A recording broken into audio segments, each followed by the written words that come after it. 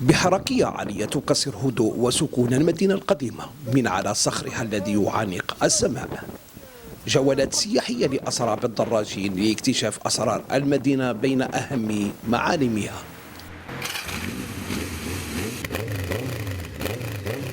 زرنا قسنطينة، تعرفنا على ناس ما شاء الله، بدلنا الجو، ديفولينا بيان، حاجة مليحة تتنقل من الولاية لولاية، تعرف كل ولاية واش تمثل، واش عندها واش ما عندهاش، تديكوفري بزاف صوالح ملاح، كل ولاية وكيفها.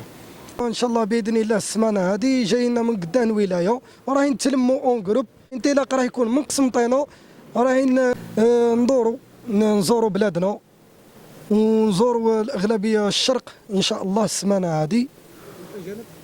والاجانب ثاني نستقبلوهم، عارفين نستقبلوا الاجانب ثاني، وخاصه اللي في قسنطينه راهي ناجحه من الكوتي تاع الاجانب، اختار ما فيها بلايص واسعين وبلايص ملاح. أصدقاء جمعتهم هوايتان، الأولى ركوب الدراجات النارية، والثانية السياحة لاكتشاف كنوز الجزائر السياحية.